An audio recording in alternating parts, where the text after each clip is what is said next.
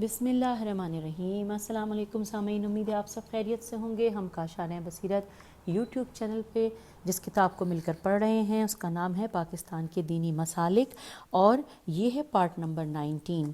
हम पढ़ रहे हैं अहले हदीस मज़हब के हवाले से और इसका हिस्सा दोम, जहाँ पे अक़ायद व अफ़कार के हवाले से बहुत कुछ मालूमात हैं। हमने इस्लाम की हकीकत के बारे में इस किताब से हम मुस्तफ़ीद हुए। फिर ईमान बिल्लाह, कुरान पर ईमान लाना, ईमान बिल्लाह का जुज़ ये भी हमने पढ़ लिया। ये डिफरेंट हेडिंग्स बता रही हूँ। ईमान बिर रसूल पढ़ लिया। फिर मोहम्मद रसूलुल्लाह सल्लल्लाहु अलैहि वसल्लम की फ़जीलत तमाम नबियों पर हमने ये भी पढ़ ली। और लास्ट रिकॉर्डिंग में हमने जहाँ पे इख्तिताम किया था वो हेडिंग थी मेराज। और अब हम इस रिकॉर्डिंग में आगाज़ करने जा रहे हैं बाकायदा रीडिंग का। हेडिंग है साया रसूल सल्लल्लाहु अलैहि वसल्लम। ये जानते हैं, लिखा है ये बात आम तौर पर मशहूर है कि नबी अकरम सल्लल्लाहु अलैहि वसल्लम का साया नहीं था। इस सिलसिले में अहले हदीस के आलिम मौलाना मोहम्मद याह्या गोंदलवी गाफ़ानून दाल लाम वाव छुटिए अपना नुक्ता नज़र अपने दलाइल के साथ यूँ ज़िक्र करते हैं कि नबी को नूर मिन नूर अल्लाह मानने वालों ने एक बेदाल अलिफ हेते, इसको कैसे पढ़ेंगे ये आप लोग ही, मैंने हिज्जे कर दी, बेदाल अलिफ हेते और हकीकत का इनकार किया कि हज़रत रसूल अकरम सल्लल्लाहु अलैहि वसल्लम का साया नहीं था। उनके ख़्याल में अगर साया मान लिया जाए तो नूर मिन नूर अल्लाह का अक़ीदा बातिल ठहरता है, जिस वजह से उन्होंने आप सल्लल्लाहु अलैहि वसल्लम के साये का ही इनकार कर दिया है। हालांकि इसमें शक नहीं कि रसूलुल्लाह सल्लल्लाहु अलैहि वसल्लम की मखलूक सल्लल्लाहु अलैहि वसल्लम अल्लाह की मखलूक बशर हैं और जो भी मखलूक है उसका साया है। खालिक़ कायनात ने फरमाया। अब ये जो फरमाया गया है ये आयत है जिसका मैं आपको तर्जुमा पढ़ के सुना रही हूँ। और तर्जुमा है कि क्या वो उसकी तरफ नहीं देखते कि जो चीज़ अल्लाह ने पैदा की है, जो उसके साए दाएं और बाएं अल्लाह को सजदा करते हुए लौटते हैं और वो आजिज़ी करने वाले हैं। अच्छा, मैं इसका आपको साथ साथ चाहूँगी कि हम आपको हवाला भी बता दें। और ये है हवाला नंबर 16 और इसमें है सूरह नहल आयत नंबर 48। अब हम आगे चलते हैं। लिखा है कि इस आयत करीमा ने वाज़े कर दिया है कि जो चीज़ भी मखलूक है उसका साया है।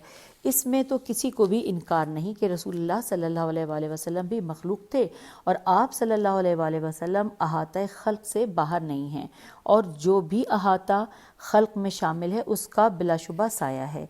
अब आगे लिखा है कि हज़रत आयशा सद्दीक़ा फरमाती हैं, और अब ये जो हवाला है इसमें मैं साथ साथ बता दूँ, हवाला है मसनद अहमद सफ़ा नंबर 132 और जिल्द नंबर 6। ये हवाला हमने आपको बता दिया। और इसमें वो फरमाती हैं कि तर्जुमा कि एक दिन मैंने देखा कि दोपहर के वक्त रसूलुल्लाह सल्लल्लाहु अलैहि वसल्लम का सामने से साया आ रहा है। फिर नीचे लिखा है कि और एक रिवायत के अल्फाज ये हैं कि, और जो रिवायत के अल्फाज हैं वो किताब है हवाला मजमुअ ज़वाइद और सफ़ा नंबर 323 जिल्द नंबर 4। और उसमें है कि तर्जुमा पढ़ रही हूँ कि हज़रत आयशा एक दिन दोपहर के वक्त बैठी हुई थी तो उन्होंने रसूलुल्लाह सल्लल्लाहु अलैहि वसल्लम के साये को देखा।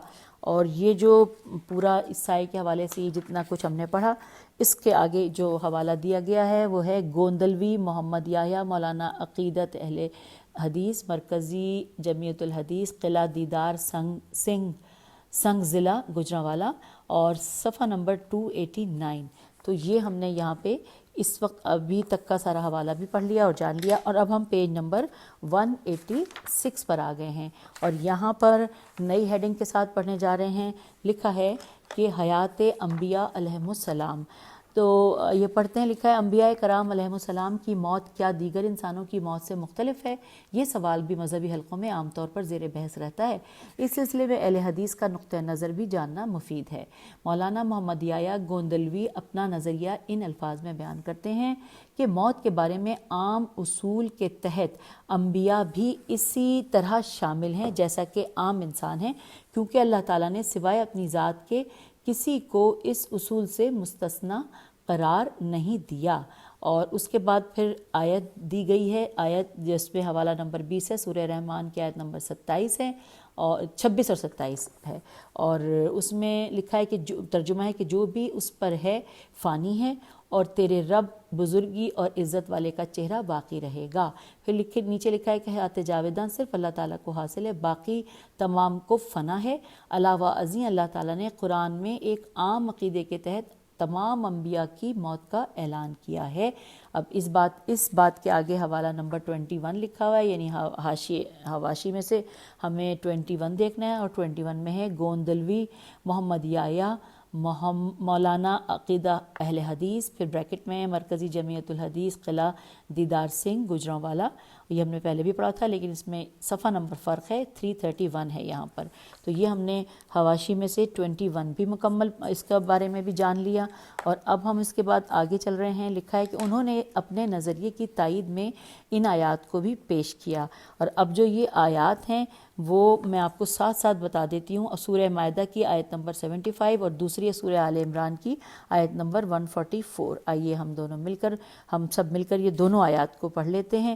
اس میں لکھا ہے کہ ساتھ ساتھ کہ انہوں نے اپنے نظریے کی تائید میں یہ آیات کی. سب سے پہلی والی پڑھ رہے ہیں کہ مسیح تو صرف اللہ کے رسول تھے، ان سے قبل رسول فوت ہو گئے. اس کے بعد لکھا ہے کہ محمد صرف اللہ کے رسول ہیں، ان سے پہلے رسول گزر گئے، یعنی گزر چکے تھے، یعنی فوت ہو چکے تھے. تو یوں ہم نے یہ سورہ المائدہ اور سورہ آل عمران ان دونوں کے پڑھ لیے. پھر اب آگے کی طرف چلتے ہیں. لکھا ہے کہ ان آیات پر تبصرہ کرتے ہوئے وہ کہتے ہیں کہ ان دونوں آیات سے واضح ہے کہ حضرت محمد مصطفیٰ صلی اللہ علیہ وآلہ وسلم سے پہلے جتنے بھی رسول آئے تھے وہ اپنی طبعی عمر گزار کر عدم کے مسافر ہوئے اور تمام نے موت کا پیالہ پی لیا. ہاں البتہ حضرت مسیح علیہ السلام آسمان کی طرف زندہ اٹھائے گئے تھے.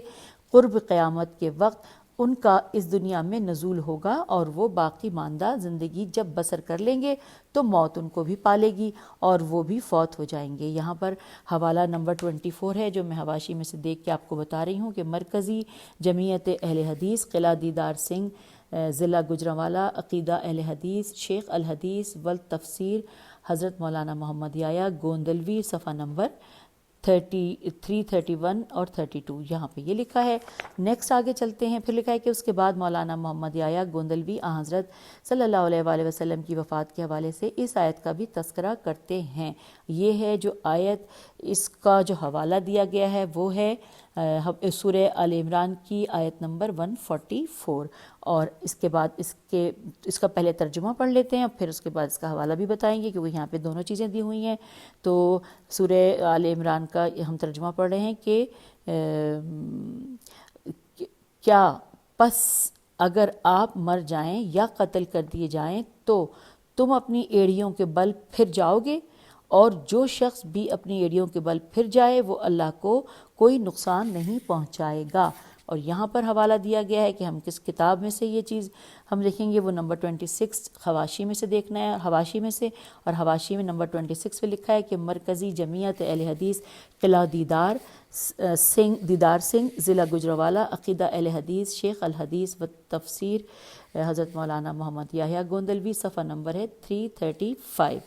تو جی ہم نے یہ بھی مکمل کر لیا. اب ہم اس کتاب کے پیج نمبر 187 پہ آ گئے ہیں، اور یہاں پر ہیڈنگ جو ہے وہ ہے آخرت میں اللہ رب العزت کا دیدار. آئیے جانتے ہیں. لکھا ہے اس سلسلے میں شیخ عبداللہ المحمود لکھتے ہیں کہ ہمارا ایمان ہے کہ اہل ایمان آخرت میں اللہ رب العزت کا دیدار کریں گے. اللہ کا ارشاد ہے. اب جو اللہ کا ارشاد ہے وہ ساتھ ساتھ آپ کو بتاؤں گی. سورہ قیامت کی آیت نمبر 23 کا لکھا گیا ہے، جس کا ترجمہ نیچے لکھا ہے کہ بہت سے چہرے اس دن بارونق ہوں گے، اپنے پروردگار کی طرف دیکھتے ہوں گے. اب آگے لکھا ہے کہ اور حدیث صحیح حضرت صلی اللہ علیہ وآلہ وسلم سے مروی ہے، آپ لوگ اپنے رب کو اسی طرح دیکھیں گے جس طرح چاندنی رات میں چاند کو دیکھتے ہیں، جس کے دیکھنے میں کوئی کشمکش محسوس نہیں کرتے. لہٰذا ہو سکے تو آفتاب نکلنے اور ڈوبنے سے قبل کی نماز سے تھکو مت، یعنی فجر اور عصر کی نماز. اب نیکسٹ پیراگراف میں لکھا ہے رہی بات دنیا میں اللہ تعالیٰ کو دیکھنے کی تو اس میں اختلاف ہے اور قول راجح ہے، رے الف جیم ہے. راجح یہ ہے کہ دنیا میں کوئی بھی اللہ کو نہیں دیکھ سکتا۔ اللہ نے اپنے نبی حضرت موسیٰ علیہ السلام کی بابت فرمایا ہے کہ موسیٰ نے کہا کہ اب جو موسیٰ نے کہا، یہ یہاں پہ حوالہ ہم آپ کو بتاتے ہیں، یہ سورہ اعراف کی آیت نمبر 143 کو پڑھنا ہے، جس کو میں اس کا ترجمہ آپ کو ساتھ ساتھ پڑھ کے بتا رہی ہوں، ساتھ ساتھ حواشی میں دیکھ رہی ہوتی ہوں، اس لیے پیجز کی آپ کو آواز آتی ہوگی۔ جس کے نیچے لکھا ہے کہ میرے رب مجھے دکھا دے کہ میں تیری طرف نظر کروں، فرمایا تم مجھ کو ہرگز نہ دیکھ سکو گے۔ اب آگے لکھا ہے کہ اور نبی صلی اللہ علیہ وآلہ وسلم سے پوچھا گیا کیا آپ نے اپنے رب کو دیکھا ہے؟ کہا نہیں، نور کو میں نے دیکھا ہے، یعنی ایک دبیز نور اس کے درمیان حائل رہا جو دنیا میں اللہ کو دیکھنے سے روکتا ہے۔ اور حضرت عائشہ کا بیان ہے کہ جس نے تم سے کہا کہ حضرت محمد مصطفیٰ صلی اللہ علیہ وآلہ وسلم نے اپنے رب کو دیکھا ہے تو اس نے بہت بڑا بہتان آپ پر باندھا، اور انہوں نے پھر یہ آیت پڑھی، اور آیت کا نام ہے سورہ انعام اور آیت نمبر ہے 103۔ آئیے اس کے بارے میں پڑھتے ہیں۔ اس میں لکھا ہے کہ ترجمہ کہ اور نگاہیں اس کو پا نہیں سکتی اور وہ نگاہوں کو پا لیتا ہے، اور وہ بڑا باریک بین باخبر ہے۔ اور یہ جو ہم نے سب پڑھا، اس کا حوالہ ہے شیخ عبداللہ زید المحمود عقیدۃ الاسلام والمسلمین، اردو ترجمہ مختار احمد ندوی، اسلامی عقائد، لاہور، دارالکتب السلفیہ، 2007، صفحہ نمبر 29۔ یہ بھی ہم نے پڑھ لیا۔ اب ہم آگئے ہیں نیکسٹ ہیڈنگ کی جانب، صفحہ بھی یہی ہے، یعنی کہ 187، اور اس میں لکھا ہے ملائکہ کرام پر ایمان۔ اس میں لکھا ہے آگے کہ اس موضوع پر شیخ عبداللہ المحمود لکھتے ہیں اللہ اور ملائکہ پر ایمان لانا بھی اصول ایمان میں سے ہے۔ اللہ کا ارشاد ہے، اور یہ جو ارشاد ہے یہ سورہ بقرہ کی آیت نمبر 177 کا یہاں پر حوالہ دیا گیا ہے کہ نیکی یہ نہیں ہے کہ تم اپنے چہروں کو مشرق اور مغرب کی طرف پھیرو، بلکہ نیکوکار وہ ہے کہ جو اللہ پر اور قیامت کے دن پر اور فرشتوں پر اور کتاب الہی اور نبیوں پر ایمان لے آئے۔ ہم یہ پڑھتے پڑھتے پیج نمبر 188 پر آگئے ہیں۔ لکھا ہے نیز فرمایا، اب قرآن کی آیت ہے جو کہ اس کا حوالہ میں آپ کو بتا دیتی ہوں، سورہ بقرہ کی آیت نمبر 258 ہے، اور اس میں لکھا ہے اس کا ترجمہ کہ ایمان لایا رسول اس کتاب پر جو اس کے رب کی طرف سے اس کی طرف نازل کی گئی، اور سب ایمان والے بھی سب کے سب ایمان لائے اللہ پر اور اس کے فرشتوں پر اور اس کی کتابوں پر اور اس کے رسولوں پر۔ معلوم ہوا کہ ملائکہ پر ایمان شاخ ہے، شین الف خے ہے اللہ عز و جل پر ایمان لانے کی اور ان مقدس کتابوں پر ایمان لانے کی جو اللہ عز و جل نے اپنے انبیاء اور رسولوں پر نازل کی ہیں۔ نیکسٹ پیراگراف میں لکھا ہے کہ اور فرشتے غیبی مخلوق ہیں، صاحب عقل ہیں، اللہ نے ان کو اپنی خدمت اور عبادت کے لیے پیدا کیا ہے جیسے جنوں اور انسانوں کو اپنی عبادت کے لیے پیدا کیا ہے۔ ان میں عقل و شعور تو ہے لیکن شہوت نہیں، وہ اللہ کے معزز بندے ہیں۔ اللہ جو کچھ ان کو حکم دیتا ہے اس کی نافرمانی نہیں کرتے، اور وہی کرتے ہیں جس کا ان کو حکم دیا جاتا ہے، اور اللہ کے حکم و ارادے سے اپنی شکلیں بدلتے ہیں۔ جیسے حضرت جبرائیل علیہ السلام نبی صلی اللہ علیہ وآلہ وسلم کے پاس ایک ایسے آدمی کی شکل میں آئے جس کے کپڑے خوب سفید اور بال انتہائی کالے تھے۔ اس نے نبی صلی اللہ علیہ وآلہ وسلم سے اصول دین پوچھے اور صحابہ کرام اس کی گفتگو سنتے رہے۔ جب وہ واپس گیا تو آپ صلی اللہ علیہ وآلہ وسلم نے فرمایا یہ جبرائیل تھے جو تمہیں تمہارا دین سکھانے آئے تھے۔ ایک مرتبہ انہیں دہیہ دال ہے یہ ہے دہیہ بن خلیفہ الکلمی کی صورت میں بھی دیکھا گیا، اور ایک مرتبہ آپ نے ان کو ان کی اس ہیبت ناک شکل میں دیکھا جس میں ان کو پیدا کیا گیا ہے۔ ارشاد الہی ہے۔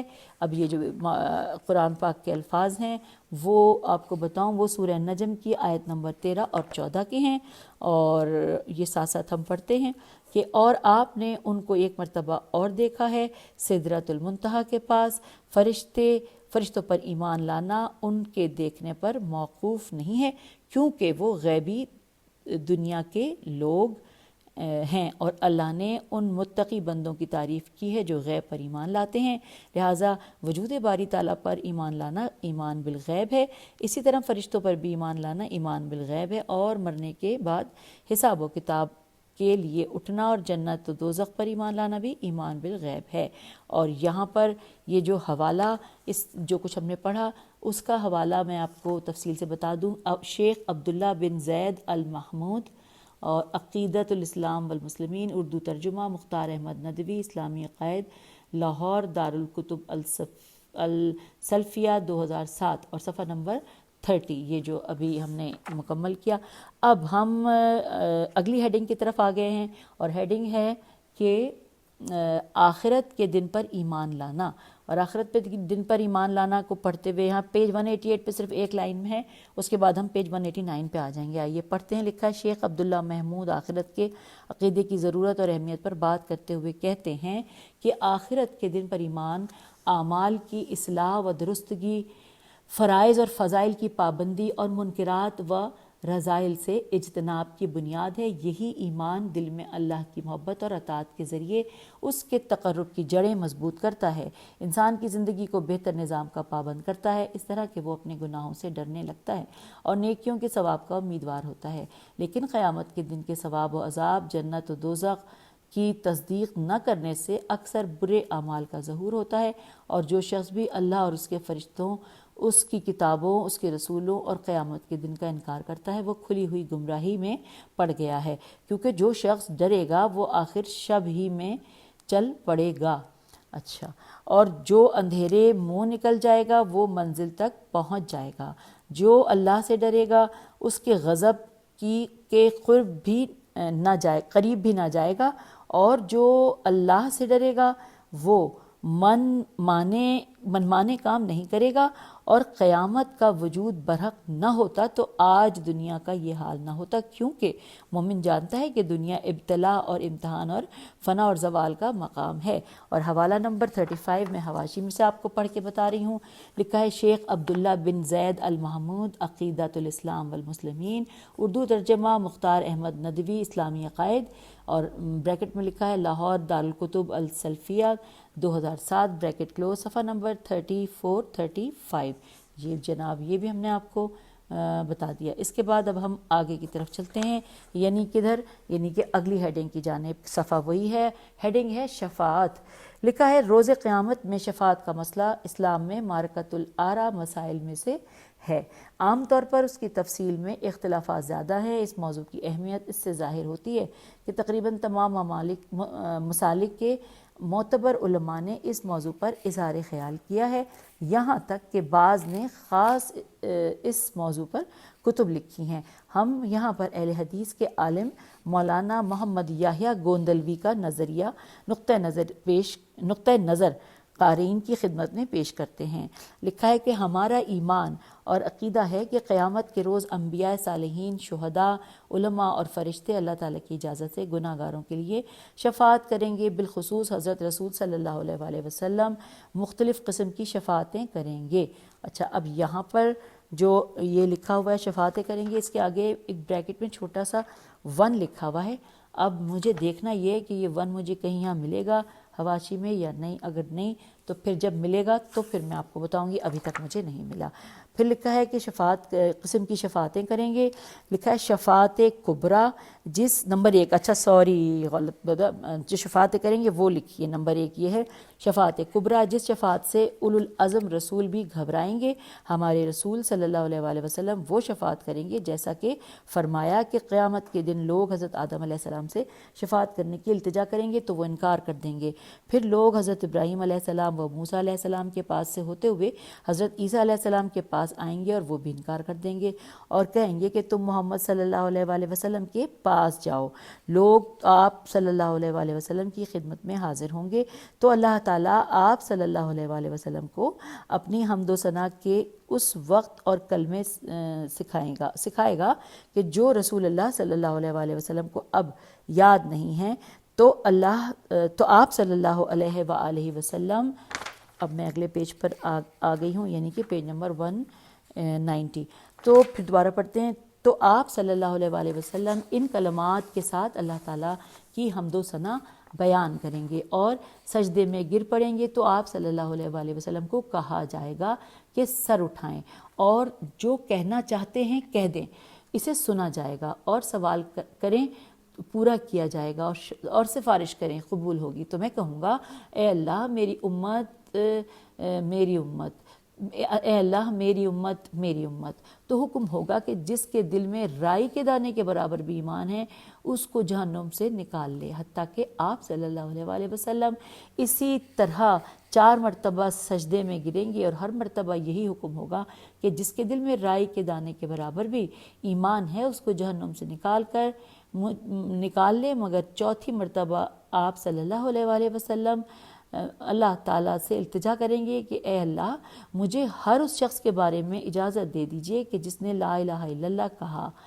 ہے، تو اللہ تعالیٰ فرمائے گا کہ یہ تیرے لیے نہیں ہے، مجھے اپنی عزت و جلال کبریائی اور عظمت کی قسم میں ضرور اس کو نکالوں گا جس نے لا الہ الا اللہ کہا۔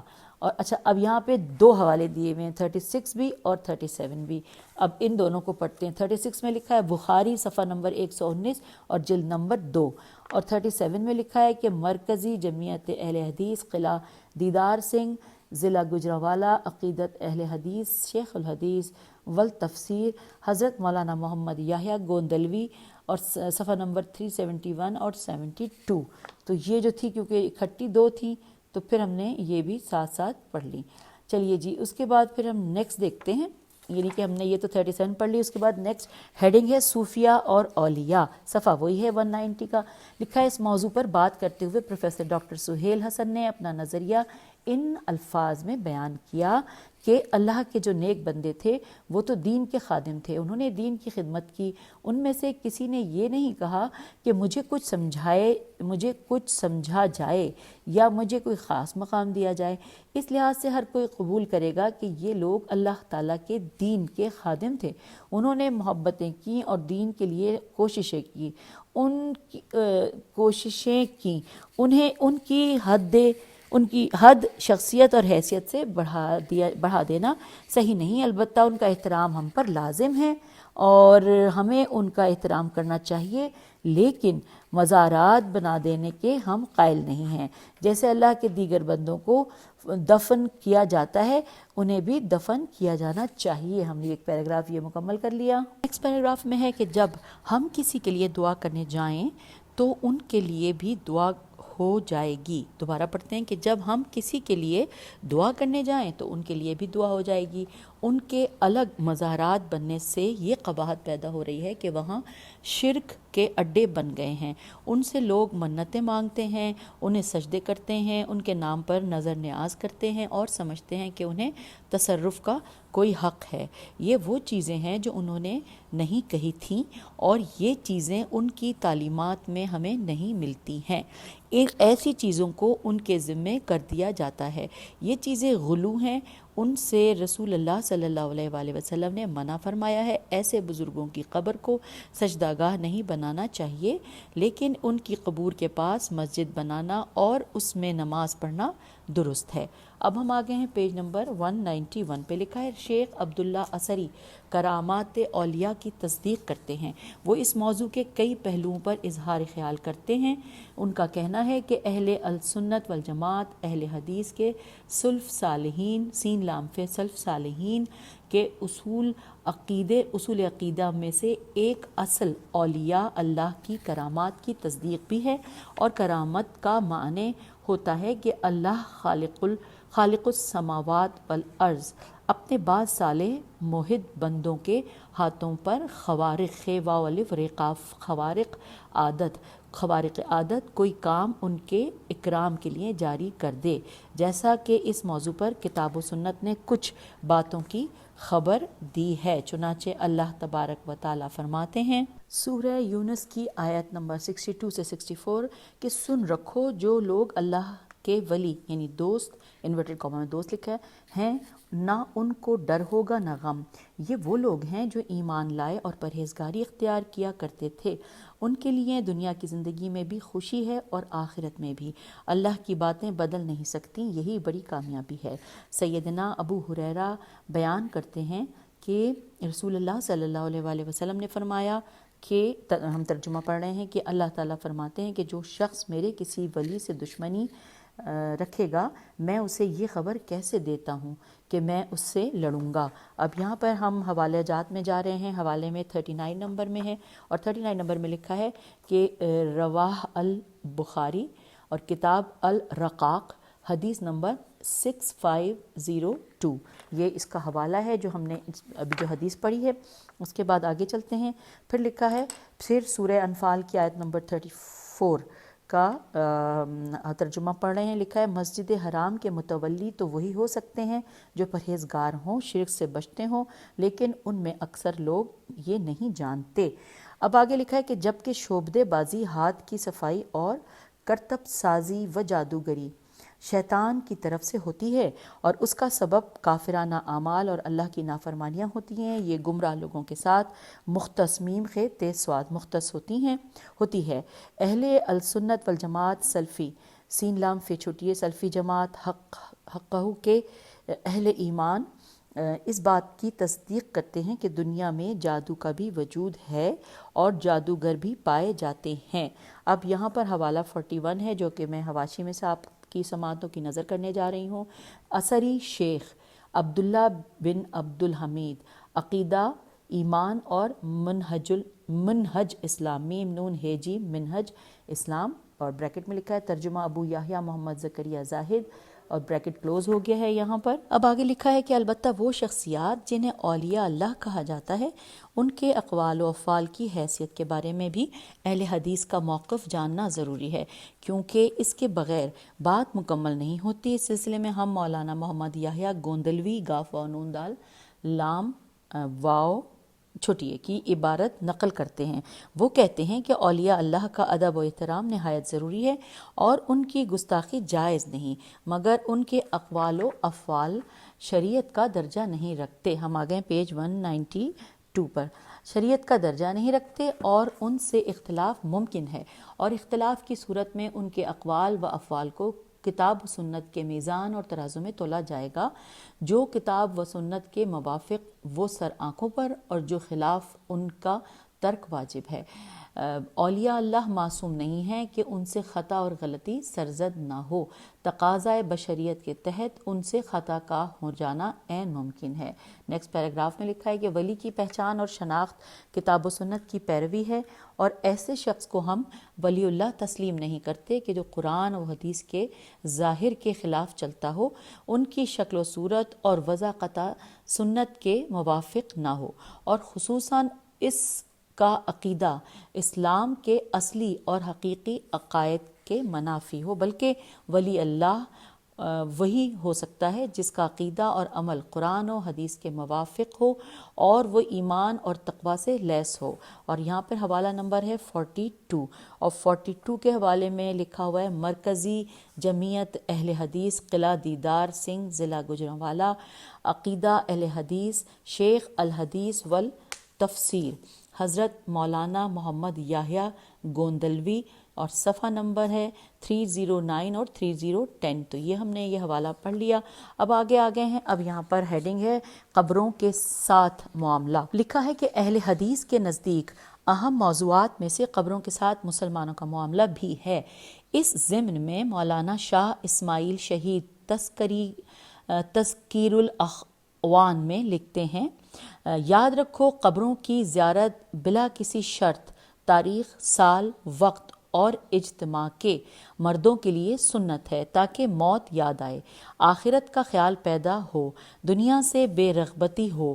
علاوہ اس نیت کے کسی اور نیت سے قبروں کی زیارت کرنا، وہاں دور دور سے سفر کی مشقت اٹھا کر جانا، یا دن اور وقت اور تاریخ کی شرط لگانا، قبروں پر میلہ یا عرس منانا، وہاں چراغ جلانا، قبروں کی وجہ سے قبرستان میں مسجد بنانا، اور عورت کا قبروں کی زیارت کو جانا، قبروں پر چادریں چڑھانا، انہیں پکا بنانا، مقبروں پر یا قبروں پر مرنے والوں کی تاریخیں، ان کے نام یا قرآن پاک کی آیتیں لکھ دینا، قبروں پر گنبد بنانا، ایک بالش سے اونچی قبر بنانا، قبر کے پاس اچھی بات سمجھ کر نماز پڑھنا، قبروں کا مجاور بننا، قبروں کا وہی ادب و احترام کرنا جو مسجدوں کے ساتھ مخصوص ہے، قبروں کے پاس خوشی کے اور کھیل کود کے کام اس خیال سے کرنا کہ مردوں کو خوشی ہوگی یا ثواب ہوگا، سب مکروہ، حرام اور بدعت ہیں۔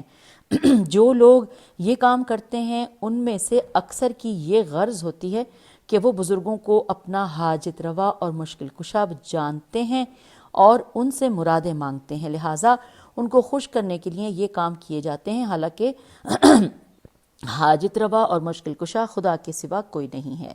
یہ بزرگ تو خود اللہ کے محتاج ہیں اور جب زندہ تھے تو ہر بات میں خدا ہی کے محتاج تھے۔ ان کی بزرگی اسی وجہ سے تھی کہ وہ ہر بات خدا سے طلب کرتے تھے اور خدا کے سوا کسی اور کو مشکل کشا نہیں جانتے تھے۔ پھر بھلا وہ کس طرح مشکل کشا ہو سکتے ہیں؟ اور مسلمانوں نے یہ باتیں یہودیوں اور عیسائیوں سے لی ہیں۔ یہ لوگ اپنے پیغمبروں اور بزرگوں کے مرنے کے بعد ان کی قبریں پکی بنا کر اسی قسم کی عبادت کیا کرتے تھے۔ اب آئیے ہم اس میں حوالہ دیا ہوا ہے 43 کا، اور 43 حوالے سے ہم نے آپ کو حواشی میں سے اس کو بتا دیں تاکہ آپ بھی اپنے پاس نوٹ کر لیں، اور آپ پڑھنا چاہیں تو آپ ضرور کیجئے۔ 43 حوالے میں لکھا ہے کہ شاہ اسماعیل شہید، تقویت الایمان میں تذکرہ الاخوان اور لاہور، بریکٹ میں لکھا ہے لاہور امجد اکیڈمی، سن ندارد، انورٹڈ کاما یہاں پہ سوری بریکٹ کلوز ہو گیا، اور پھر صفحہ نمبر 212 اور 213۔ تو یوں یہ معلومات آپ تک پہنچا دی گئی ہیں کہ اس بات پڑھنے کے لیے آپ کو کون سی کتاب تک پہنچنا ہے اور کس صفحے تک پہنچنا ہے۔ آگے چلتے ہیں۔ اب لکھی ہے ہیڈنگ کہ صحابہ کرام رضی اللہ کے بارے میں موقف۔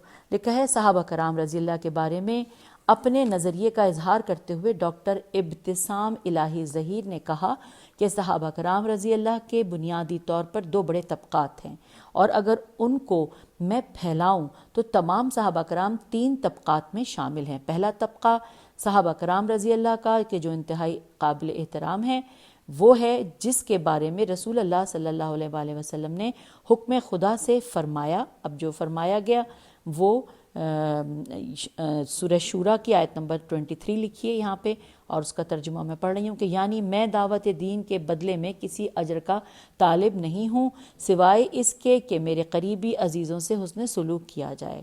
یہ ہم نے پڑھ لیا۔ آگے لکھا ہے کہ حضور اکرم صلی اللہ علیہ وآلہ وسلم کے اعزہ و اقربا یا اہل بیت اعظام عین ذو الف میم کا مقام انتہائی طور پر ملحوظ خاطر رہنا چاہیے۔ پھر لکھا ہے القربہ، اور یہ انورٹڈ کاما میں ہے کہ القربہ کے تعین کے بارے میں اہل حدیث کی رائے اہل تشیع سے تھوڑی سی مختلف ہے۔ اہل تشیع کے نزدیک اہل بیت اطہار وہ لوگ ہیں جو سیدنا مرتضیٰ رضی اللہ تعالی عنہ کے خانوادے سے تعلق رکھتے ہیں، جبکہ اہل حدیث کے نزدیک اس میں امہات المومنین بھی شامل ہیں۔ گویا امہات المومنین اور اولاد علی دونوں اس میں شامل ہیں، اور ان دونوں کا احترام ہمارے لیے واجب ہے۔ اگر اہل بیت اور امہات المومنین میں فرق کر لیا جائے تو صحابہ کرام رضی اللہ کا دوسرا طبقہ امہات المومنین پر مشتمل ہوگا، جن کی امتیازی شان یہ ہے کہ وہ مومنوں کی ماؤں کے قائم مقام ہیں۔ مدارج کے اختلاف کے باوجود تیسرا طبقہ مہاجرین و انصار صحابہ کا ہے۔ یہ وہ لوگ ہیں جن کے بارے میں اللہ نے قرآن میں کہا، یہ سورہ توبہ کی یہاں پہ آیت نمبر 100 بیان کی گئی ہے۔ ترجمہ پڑھتے ہیں کہ اللہ ان سے راضی ہے اور وہ اللہ سے راضی ہیں، یہاں پر اسی طرح یہ لکھا ہوا ہے۔ آگے ہم چلتے ہیں۔ لکھا ہے کہ یہ تینوں طبقے میں سمجھتا ہوں اس اعتبار سے اعلیٰ ترین طبقے ہیں کہ آگ ان کو نہیں چھو سکتی اور نہ ہی ان کے تلامذہ لام الف میم ز اور اصحاب کو چھو سکتی ہے۔ اس اعتبار سے امت میں کوئی کتنا ہی بلند قامت کیوں نہ ہو جائے، نہ وہ اہل بیت کے مقام کو پہنچ سکتا ہے، نہ امہات المومنین اور نہ ہی مہاجر و انصار کے مقام کو پہنچ سکتا ہے۔ اور یوں ہم نے پیج 193 تک مکمل اپنی ریڈنگ کر لی ہے۔ ویسے تو ہم آگے جا سکتے ہیں، لیکن اگر ہم نے سٹارٹ لیا اگلا ٹاپک، میں آپ کو بتا دیتی ہوں ٹاپک سے مطلب ہیڈنگ، تو وہ جب تک ہم مکمل نہیں کریں گے ایک ہی نشست میں، تو پھر میرے خیال ہے اس کے ساتھ انصاف نہیں ہو پائے گا۔ تو اس لیے اس وقت کی ریڈنگ کو یہیں روک دیتی ہوں. نیکسٹ آپ کو ہیڈنگ بتاتے چلتے ہیں، مسالک کا اختلاف اور اتحاد بین المسلمین. یہ پھر ہم ایک ہی نشست میں ایک ہی ریڈنگ میں پڑھیں گے. تو پھر اجازت دیجیے، اپنا خیال رکھیے گا اور اس بات کا بھی خیال رکھیے گا کہ میں جو کچھ بھی ریڈنگ کر رہی ہوں اس میں پڑھنے میں بہت کچھ غلطی کر سکتی ہوں. آپ درگزر کیجیے گا اور اصلاح کرنا چاہیں تو اصلاح ضرور کیجیے گا. میں بہت خوشی سے اصلاح کو ایکسیپٹ کرتی ہوں. اجازت دیجیے، خدا حافظ، فی امان اللہ.